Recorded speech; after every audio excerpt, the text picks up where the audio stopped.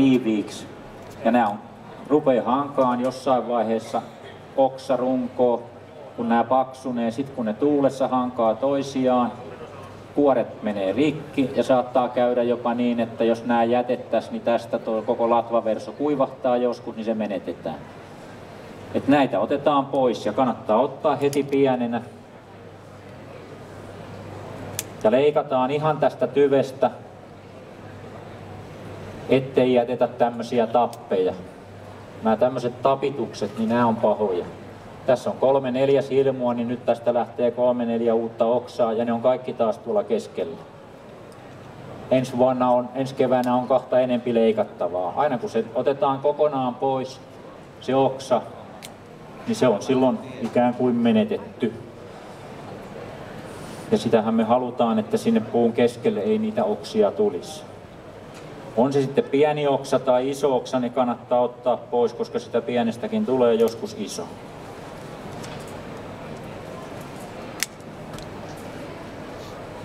Sitten jos sattuisi olemaan tämmöisessä puussa talven jäljiltä tämmöisiä tilanteita näin, että siellä olisi katkenneita oksia, niin ne siivotaan heti saman teen. Ne voi olla isojakin oksia, isojakin repeämiä. Sitten vaan katsotaan sopiva silmu, joka lähtee ulospäin ja siitä kohdasta poikki.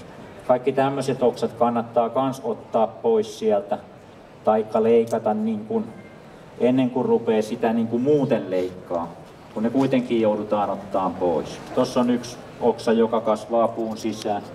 Sekin otetaan pois. Tuolla on vielä yksi. Sitten semmosia oksia, vaikka mä sanon, että kaikki pienet oksat, niin näin pieni oksa, missä on kukkasilmu päässä. Kukkasilmu on yleensä semmoinen pyöreänmallinen pampula, hyvin lyhyen oksan päässä. Niitä ei kannata ottaa, koska siitä tulee kukka ja siihen tulee hedelmä. Täällä on muutamia niitä. Niin ne kannattaa jättää siitä huolimatta, vaikka ne kasvaisi sisään. Ne niin kuin tänä vuonna ne tuottaa todennäköisesti omenan, annetaan sen se tuottaa ja leikkaan ensi vuonna sitten ensi keväänä pois. Semmoiset oksat kannattaa toki, mutta sitten tämmöinen tavallinen niin sanottu verso-oksa, niin silmut on oksan suuntaisesti. Yleensä ei ole mitään semmoista pientä oksanpätkää, missä se silmu olisi päässä, vaan tää on tämmöinen suora sileä. Ja yleensä se silmu on vähän semmoinen suipompi, niin siitä tietää, että se ei ole kukkasilmu. Sitten ruvetaan tätä rakennetta miettiin, mitä tämmöiselle puulle tehtäisiin. Tätähän nyt on leikattu tietysti meillä useamman vuoden ajan. Ja mun ajatus on se, että tänne tehdään semmoisia niin sanotusti kerroksia. Tuossa on jätetty oksat, ne lähtee tosta kohti. Tähän tehdään seuraava kerros, tänne tehdään seuraava ja sitä mukaan ylöspäin riippuen kuinka korkeaksi sitä puuta halutaan. Ettei sitten ole sillain, että on tässä ja tossa ja tossa ja tossa ja tossa ja tossa ja tossa ja tossa. Silloin se on hyvin tiivis. Se on liian tiivis, kun jos niitä on 5-10 sentin välein oksia tossa, niin ei ne mahdu siellä kasvaan sit, kun se on 50 vuotta vanha. Mitä nuorempana ne saadaan pois, jätetään tietyt perusjutut ja annetaan niiden kasvaa sille tasolle ja sitten tehdään uusi kerros ja sille ja sitten kolmas ja tämä väli on joku 40-50 senttiä. Jos vanhemmiten nähdään, että tämä kerros tässä ei mahdu oleen siellä, niin sitten otetaan nämä oksat jossain vaiheessa pois yksi kerralla ja silloin me saadaan se väli tämmöiseksi. Mutta sitten siinä puhutaan ehkä, jos tästä mentäisiin eteenpäin, niin 20-30 vuotta eteenpäin. Sitten voidaan näitä ottaa pois, jos nähdään, että ne ei mahdu kasvaan siellä. Se voi olla, että näistä alaoksista ei ole tohon suuntaan tullutkaan oksaa, niin jätetäänkin toi, mutta otetaan nämä kaksi pois, koska täällä on. Et sillain sitä sitten mietitään sitten niin kuin tulevaisuudessa. Sitten ruvetaan näitä sivuoksia leikkaa. Tossakin on ehkä, vaikka suunta on ulos, mutta se on täällä puun sisällä, niin ottaisin kyllä tonkin pois. Sitten ruvetaan näitä ulospäin suuntautuvia oksia typistää.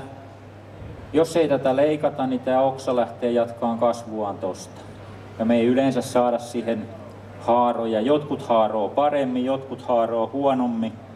Sanotaan joku kanelikin, niin jos ei sitä leikkaa, niin herkästi käy sillain, että tämä on ensi vuoden kasvu, tämä on seuraavan vuoden kasvu. Sitten se saattaa tehdä jonkun muutaman sivuoksan tonne sinne paino omenat ja sitten tälle käy näin. Sen takia nämä pienet oksat leikataan semmoisen silmun yläpuolelta, mikä lähtee ulospäin. Noin puolesta välistä. Se mitta ei ole ihan niin oleellinen, kun vaan löydetään se oikea silmu. Eli esimerkiksi tuossa on hyvä silmu, se lähtee tohon suuntaan. Puoli senttiä sen yläpuolelta, oksa poikki. Uusi oksa lähtee tosta tohon suuntaan. Tässä, vaikka tästä nyt leikataan ylipuoli, niin silmu on tossa, sen yläpuolelta, niin mä saan tämän oksan tänne. Silloin sitten ruvetaan kiertämään tätä puuta.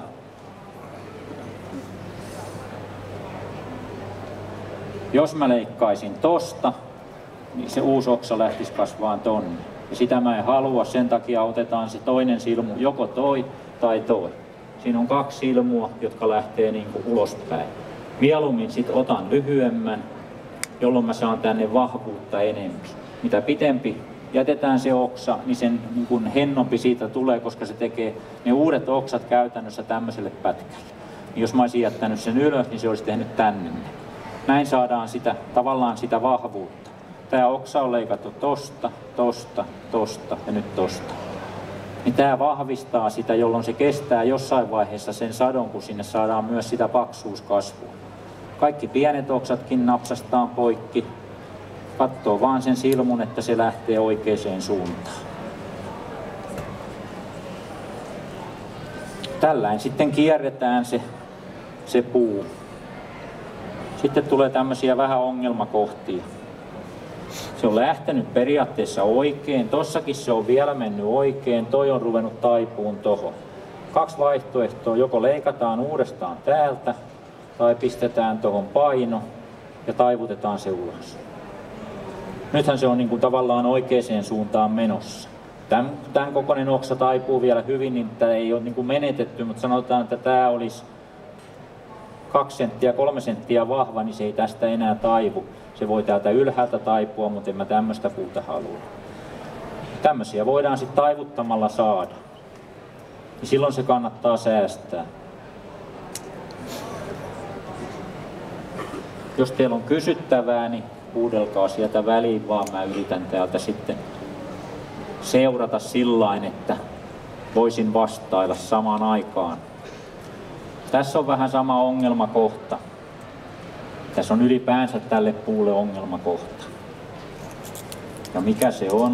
Niin se on se, että tämä oksa, missä tämä nimilappu on, se on vähän turha tuolla välissä. Se ei tule, niin kuin jos ajatellaan tätä myöhemmää ajankohtaa, niin tämä ei täällä keskellä tule mahtuun kasvaan. Toi taivutetaan tonne ja toi toho. Niin tämä ei mahdu, koska tosta tulee uutta oksaa, täältä tulee ja tuolta, niin tämä kannattaa leikata pois. Toinen syy on se, että tässä on hyvin jyrkkä oksakulma.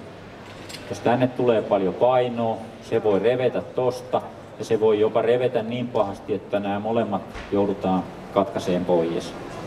Sitten vaan täältä raakasti poikki. Nyt se näyttää ihan hullulta. Voi kauhistus. Sitten tehdään tasapainon vuoksi tälle puolelle sama juttu. Nyt se ei näytä enää ollenkaan niin hullulta. Nyt se on loppujen lopuksi aika tasapainoinen puu. Tässä on nämä oksat, sitten tulee pari, täältä tulee taas 3, ehkä 4. Nyt on sitä tilaa ja avaruutta tässä. Sitten näitä vaan jatketaan, leikkaan sit samaa tyyliä, mitä noita muita on poistettu.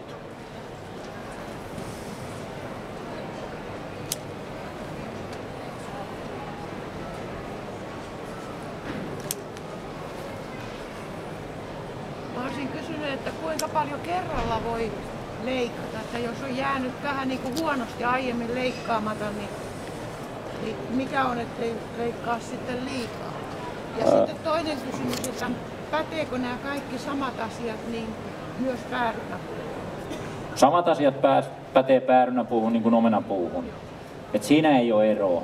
Se, että jos jää välistä vuosi tai 2 leikkaamatta, että kuinka paljon sit voidaan leikata, se periaatteessa voidaan, jos semmoinen aikaväli on, niin leikata ihan samalla lailla kuin se, että se olisi leikattu joka vuosi. Mutta sitten jos se on jäänyt 5 tai 10 vuotta,